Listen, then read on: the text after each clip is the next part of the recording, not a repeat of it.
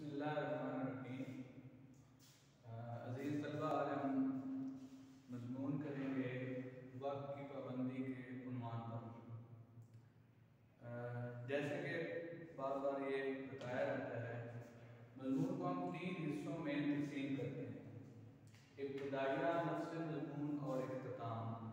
اور انہی 3 حصوں میں نمبر بھی تقسیم کیے جاتے ہیں، لہٰذا یہ تینوں جو مضمون کے حصے ہیں ان سب کے الگ الگ نمبر ہیں، تو سب کو آپ نے اسی ترتیب سے لکھنا ہے۔ یہاں میں نے کچھ ہیڈنگ بنا دی ہیں اور ان کو میں ایکسپلین کروں گا، لیکن آپ مضمون کے اندر ہیڈنگ نہیں بنا سکتے، آپ نے صرف ان کو پیراگراف کی صورت میں لکھنا ہے۔ یا ہم یہ کہہ سکتے ہیں کہ ایک ہیڈنگ کے اگینسٹ آپ نے ایک پیراگراف لکھنا ہے۔ تو مضمون کی ترتیب یہی ہوتی ہے، سب سے پہلے ہم ابتدائیہ کے طور پر کچھ لائنیں لکھتے ہیں، پھر نصف مضمون میں تفصیل سے اس موضوع کو ڈسکس کیا جاتا ہے، اور تیسرے حصے میں اس کا کوئی نتیجہ اخذ کرتے ہیں، اس کے حق یا مخالفت میں جو بھی ہم دلائل دیتے ہیں۔ تو ان 3 حصوں میں ہی مضمون لکھیں گے ہم۔ سب سے پہلا جو حصہ ہے ابتدائیہ کا، اس میں میں کچھ تعارفی لائنیں لکھواؤں گا اور تفصیل سے ایک پورا پیراگراف آپ کو وقت کی اہمیت پر اور وقت کی تعریف کے حوالے سے بتایا جائے گا۔ آپ میں سے جو اس کو نوٹ کرنا چاہیں، لکھنا چاہیں، وہ ضرور لکھیں۔ سب سے پہلے وقت سے مراد کیا ہے؟ تو وقت اصل میں وہ دورانیہ ہیں، وہ لمحات ہیں جو ہمیں عطا کیے جاتے ہیں زندگی کی صورت میں۔ دوسرے معنی میں ہم کہہ سکتے ہیں وقت اور زندگی ایک ہی چیز کا نام ہے۔ جہاں وقت ختم ہوتا ہے وہیں زندگی اختتام پذیر ہوتی ہے، اور وقت اصل میں اس تقسیم کا نام ہے جس کو اپنی پوری زندگی کو یا ہمیں ملنے والا جو بھی دورانیہ ہے اس کو ہم تقسیم کرتے ہیں، جیسے لمحہ، 1 گھنٹہ، 1 دن، 1 مہینہ، 1 سال، 1 صدی، اس سے آگے جہاں تک آپ بڑھتے جائیں، تو اس تقسیم کو وقت کہتے ہیں جو ہمارے پاس اس دنیا میں رہنے کے لیے دورانیہ ہے، اور اس کو ہم اپنے حساب سے تقسیم کرتے ہیں۔ یہ تو آپ کہہ سکتے ہیں کہ وقت کی تعریف ہے۔ پابندی وقت کیا ہے؟ پابندی وقت ہے کہ کسی بھی کام کو خاص وقت پر، کسی بھی کام کو مناسب وقت پر سر انجام دینا، ایک خاص دورانیے میں سر انجام دینا، یہ پابندی وقت ہے۔ جیسے کہا جاتا ہے کہ وقت کا ٹانکا اور بات کے ٹانکے، کہ اگر ایک جگہ سے لباس پھٹا ہے، اگر آپ بر وقت اس کی مرمت کریں گے تو ایک ٹانکا لگے گا، اور بر وقت مرمت نہ ہوئی تو وہ بے شمار ٹانکے لگانے پڑیں گے۔ اسی طرح ایک دریا یا نہر کہیں سے ٹوٹتے ہیں تو معمولی شگاف پڑتا ہے، اور اگر اسی وقت اس کو بند کر دیا جائے تو وہ بہت تھوڑی محنت اور کوشش سے سنبھالا جا سکتا ہے، لیکن اگر بہت دیر لگا دی جائے تو وہی شگاف ایک بڑے شگاف میں بدل جاتا ہے، جسے سنبھالنا کسی کے لیے ممکن نہیں رہتا۔ تو یہی معنی ہے کہ پابندی وقت کے، کہ آپ کسی بھی کام کو مناسب دورانیے میں سر انجام دیں، جو اس کا مقررہ طے شدہ لمحہ ہے اسی میں سر انجام دیں۔ جیسے بے وقت کی نماز بے معنی ہو جاتی ہے، بے وقت کی نماز وقت کی نماز، اور کہا جاتا ہے ہمارے ہاں، ہمارے خاص طور پر ہماری زبان میں، کہ وقت کی نماز ہے اور بے وقت کی ٹکریں ہیں، تو بے وقت کی نماز بھی بے معنی، عبادت بھی بے معنی، اور ہر کیا گیا کام بے حیثیت ہو جاتا ہے جو اس خاص دورانی میں سر انجام نہ دیا جائے۔ تیسرا، آپ پورا ایک پیراگراف تمہید کے طور پر لکھ سکتے ہیں وقت کی اہمیت کے حوالے سے۔ جیسے میں نے پہلے بتایا کہ وقت اس دنیا میں سب سے زیادہ قیمتی اور انمول نعمت ہے، اور وقت کی قدر انتہائی ضروری اور لازم ہے۔ وقت کی اہمیت یہ ہے کہ وقت اصل میں زندگی کا نام ہے۔ جہاں وقت اختتام پذیر ہوتا ہے وہاں انسان کی زندگی اختتام پذیر ہوتی ہے، اور اسی طرح وقت ایک ایسی دولت ہے جو صرف ایک دفعہ آپ کو میسر آتی ہے۔ آپ دنیا میں کوئی بھی خسارہ پورا کر سکتے ہیں، لیکن وقت کا خسارہ پورا کرنا ممکن نہیں ہے۔ تو وقت ایک دفعہ ملنے والی نایاب نعمت ہے. وقت دنیا کی قیمتی ترین چیز ہے. اگر ایک دفعہ آپ ضائع کر چکے تو پھر آپ کو میسر نہیں آ سکتا. وقت زندگی اور موت کا نام ہے. وقت عروج اور زوال کا نام ہے.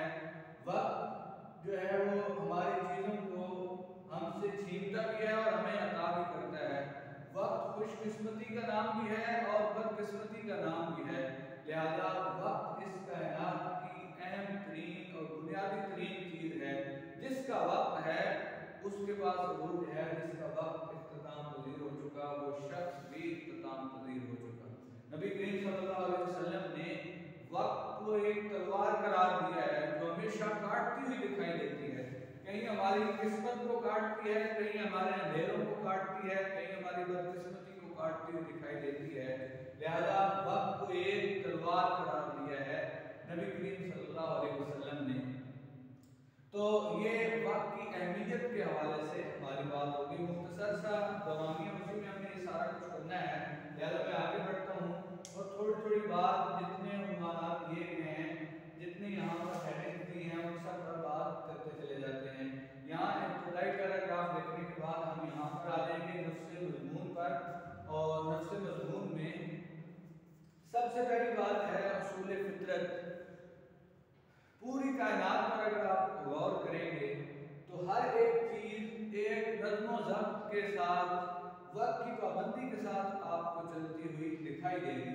اور بڑی خوبصورت بات ہے کہ جس دن کائنات میں یہ نظم و ضبط باقی نہیں رہے گا اس دن کائنات میں قیامت برپا ہوگی. اصل میں ہم کہہ سکتے ہیں کہ نظم و ضبط کے اختتام کا نام قیامت ہوگا. وقت کی پابندی جس دن یہ دنیا چھوڑ دے گی اس دن یہ دنیا باقی نہیں رہے گی. تو یہ قائم ہے, باقی ہے وقت کی پابندی کی وجہ سے, وقت کی پابندی کے ساتھ ہی. جیسے ہم دیکھتے ہیں کہ چاند اور سورج صدیوں سے ایک ہی مدار میں ایک مقررہ وقت کے تحت گھوم رہے ہیں, گردش کر رہے ہیں. ایک لمحہ بھی ان کی گردش میں پابندی وقت میں کہیں خلل واقع نہیں ہوتا. نہ سورج چاند کی جگہ لیتا ہے, نہ چاند سورج کی جگہ لیتا ہے. ستارے اپنے وقت پر آتے ہیں اور اپنے وقت پر واپس چلے جاتے ہیں. اسی طرح دن اور رات تبدیل ہوتے ہیں, صدیوں سے ایک نظم و ضبط کے تحت تبدیل ہوتے ہیں. وقت پر ہی دن طلوع ہوتا ہے اور وقت پر ہی دن غروب ہوتا ہے. اگر چاند اور سورج وقت کی یہ پابندی چھوڑ دیں گے تو اس کائنات کا نظام درہم برہم ہو جائے گا. اگر چاند, ستارے, سورج سب ہمارے طریقوں سے اپنے اپنے انداز سے اپنی مرضی سے آنا اور جانا شروع کر دیں گے تو یہ کائنات پہلے کی طرف خوبصورت نہیں رہے گی بلکہ باقی ہی نہیں رہے گی. پھر ہم دیکھتے ہیں موسموں کے تغیر میں, موسموں کے تبدیل ہو کر آنے میں بھی وقت کی پابندی اسی طرح سے موجود ہے جیسے چاند اور سورج کے آنے جانے میں وقت کی پابندی ہمیں دکھائی دیتی ہے. ایک خاص وقت پر ہی بہار آتی ہے اور اپنا وقت گزارنے کے بعد یہاں سے رخصت ہوتی ہے. اسی طرح خاص وقت پر ہی خزاں گزار ہوتی ہے, سردی آتی ہے, گرمی آتی ہے. سب کے سب موسم اسی نظم و ضبط کو, اسی اصول فطرت کو مانتے ہوئے, اس کی تعمیل کرتے ہوئے آتے اور جاتے ہیں. اگر کائنات میں یہ اصول فطرت کا فرمان نہیں رہے گا, وقت کی پابندی موجود نہیں رہے گی تو نظام کائنات درہم برہم ہوگا. جس طرف بھی آپ غور کریں گے تو ہر ایک چیز پوری دنیا میں اس اصول فطرت کو, اس وقت کی پابندی کو مانتے ہوئے چل رہی ہے. اسی لیے باقی ہے, اسی لیے قائم ہے. جس روز اس اصول فطرت کو فراموش کر دیا جائے گا اس دن یہ کائنات اتنی منظم, اتنی خوبصورت باقی نہیں رہے گی. چلیے اس سے اگلی ہیڈنگ پر ہم آتے ہیں, مذہب میں وقت کی پابندی. پورے کا پورا اسلام جو ہے وہ انسانی فطرت کی ساری خوبصورتیاں, اس کائنات کی سب خوبصورتیاں اپنے اندر دیے ہوئے ہیں. مذہب کو اگر آپ دیکھیں گے, جہاں اسلام ہمیں باجماعت نماز, حج اور بہت ساری دوسری عبادات کے ذریعے سے ہمیں اتحاد کا پیغام دیتا ہے, وہیں اسلام ہمیں اپنی تمام عبادات سے, اسلام کی جتنی عبادات ہیں وہ علامتی ہیں انسانوں کے لیے, اس میں انسانوں کی کامیابیوں کے راز مضمر ہیں، لہذا صرف وہ عبادت محض اللہ پاک کا حکم ماننے تک محدود نہیں ہے، بلکہ تمام عبادات در حقیقت اللہ کی طرف سے انسانوں کو بہترین زندگی گزارنے کا پیغام اور درس بھی ہیں۔ ان میں بے شمار اسباب مضمر ہیں، بے شمار سبق چھپے ہوئے ہیں۔ جیسے ہم نماز پڑھتے ہیں، ایک خاص وقت پر ہی قرآن پاک کی آیت کریمہ ہے کہ ایک خاص وقت میں تم پر نماز فرض کی گئی ہے، ایک خاص وقت میں، یہ قرآن پاک کی آیت کا مفہوم میں بول رہا ہوں۔ اگر آپ اس وقت سے ہٹ کر چاہے 40 رکعت پڑھ لیں 4 رکعت کی بجائے، تو وہ ثواب کی بجائے گناہ میں تبدیل ہو جائیں گی، وہ نافرمانی میں بدل جائیں گی، کیونکہ وقت کی پابندی ایک بہت بڑا راز ہے جو ہر عبادت میں موجود ہے، جو ہر بہت بڑا درس ہے جو ہر عبادت میں موجود ہے، چھپا ہوا ہے۔ اسی طرح حج آپ ایک خاص وقت میں ہی کر سکتے ہیں۔ حج کے جتنے فرائض ہیں، جتنے مدرجات ہیں، وہ آپ ایک خاص دورانیے میں ہی سر انجام دے سکتے ہیں۔ تو جتنی بھی اسلام کی عبادات ہیں، وہ سب کی سب وقت کی پابندی کا پیغام دیتی ہیں، وقت کی پابندی کا درس دیتی ہیں۔ اگر انہیں وقت پر کیا جائے تو بہت سارا اجر اور ثواب ان میں موجود ہے، اور اگر وقت پر ادا نہ کی جائیں تو سارے کا سارا مذہب، ساری کی ساری عبادات ثواب کی بجائے گناہ میں تبدیل ہو جاتی ہے۔ اس سے آگے ہم چلتے ہیں انسانی زندگی کے مختلف مدارج۔ غالب ایک بڑا اچھا شعر میں نے لکھا ہے، میں ریفرنس کے طور پر لکھواتا ہوں کہ مارا زمانے نے اسد اللہ خان تمہیں، وہ ولولے کہاں، وہ جوانی کدھر گئی۔ انسانی زندگی بذات خود وقت کی ایک تقسیم ہے، اور وہی لوگ اس دنیا میں باقی رہتے ہیں جو اس وقت کو قیمتی بناتے ہیں، جو اس وقت سے سبق سیکھتے ہیں، جو اس وقت کا درست استعمال کرتے ہیں۔ بے شمار لوگ ایسے ہیں کائنات میں جنہوں نے تھوڑی زندگی میں، تھوڑے وقت میں اس کا صحیح استعمال کر کے ہمیشہ کی زندگی حاصل کر لی، اپنے کم وقت کو جاودانی بنا لیا، ہمیشہ کا وقت بنا لیا۔ اور بے شمار ایسے ہیں جو اس وقت کو ضائع کر کے، اس وقت کا ضیاع کر کے ختم ہو جاتے ہیں، اختتام پذیر ہو جاتے ہیں۔ انسانی زندگی میں ایک وقت تک انسان بچہ رہتا ہے، اور ایک وقت کے بعد اسے جوانی میسر آتی ہے۔ تھوڑا وقت جوانی میں گزارنے کے بعد وہ بڑھاپے کی طرف گامزن ہوتا ہے، اور اسی طرح سے ایک وقت آتا ہے کہ انسان کی زندگی بڑھاپے کے حوالے سے بھی ختم ہوتی ہے، اور انسان اس دنیا سے جانے کے لیے تیار ہو جاتا ہے۔ تو انسان کے پاس ایک محدود وقت ہے، اور اسی وقت کو تقسیم کرتے ہیں ہم 3 حصوں میں، بچپن، جوانی اور بڑھاپا۔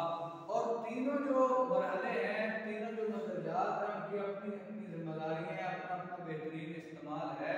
اگر انسان اس کا صحیح استعمال کرے تو انسان ہمیشہ کی زندگی حاصل کر سکتا ہے، ہمیشہ کے لیے اپنا نام پیدا کر سکتا ہے۔ اور اگر ایسا نہ کر سکے، اگر انسان اپنے وقت کو ضائع کر دے، پابندی وقت اختیار نہ کرے، تو بہت تھوڑے وقت میں انسان ملین میٹ ہو جاتا ہے، اختتام پذیر ہو جاتا ہے۔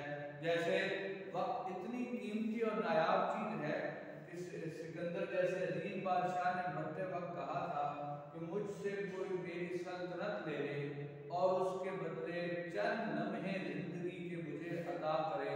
اصل میں وقت کا اختتام زندگی کا اختتام ہے، جو کسی قیمت پر، کسی وجہ سے بھی انسان کو ایک لمحہ میسر نہیں آ سکتا اگر اس کی زندگی اختتام پذیر ہو گئی۔ لہذا وقت کی پابندی کرتے ہوئے اپنے وقت کو قیمتی بنانا ہی انسان کی زندگی کا اثاثہ ہے، حاصل زندگی ہے۔ اگر انسان اپنے وقت پر وقت کو قیمتی نہ بنائے تو اس کی زندگی بیکاری کے ساتھ اختتام پذیر ہو جائے گی۔ اس سے آگے وقت اور زندگی ایک چیز کا نام ہے، اس پر ہم بات کر چکے ہیں۔ وقت بہترین دوست اور دشمن ہے۔ وقت جہاں انسانوں کو عروج عطا کرتا ہے، وہاں زوال پذیر بھی کرتا ہے۔ بے شمار قومیں، بے شمار بادشاہ ایک خاص وقت پر طاقتور ترین ہوتے ہیں۔ جیسے مسلمانوں کا ماضی میں اچھا وقت تھا تو وہ دنیا پر حکمرانی کرتے تھے، لیکن وقت نے ان کی لرزش دیکھ کر، ان میں خامیاں اور کوتاہیاں دیکھ کر ان کے وقت کو، ان کی طاقت کو کمزوری میں بدل کر رکھ دیا، اور آج کی دنیا میں مسلمانوں کا وقت نہیں ہے۔ وقت جو ہے وہ انسان کا بہترین دوست اور دشمن بے شمار حوالوں سے ہے۔ اس دنیا میں وقت ہی عروج اور زوال عطا کرتا ہے۔ ایک وقت پر کوئی قوم طاقتور ہوتی ہے تو دوسرے وقت پر کوئی قوم طاقتور ہوتی ہے۔ ایک وقت پر کسی انسان کے پاس اچھے مراحل ہوتے ہیں، اچھی زندگی ہوتی ہے، اور دوسرے وقت پر دوسرے انسان کے پاس اچھا مرحلہ اور اچھا وقت ہوتا ہے۔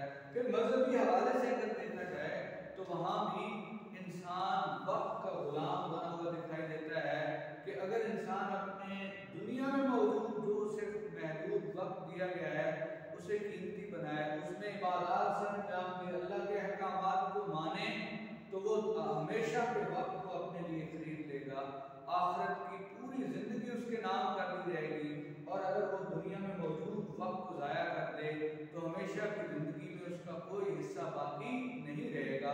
پھر ایک ایک لمحہ انسان کی زندگی کو ختم کرتا ہے، دیمک کی طرح چاٹتا ہے، اس انسان کی زندگی کو اختتام کی طرف لے کر جاتا ہے۔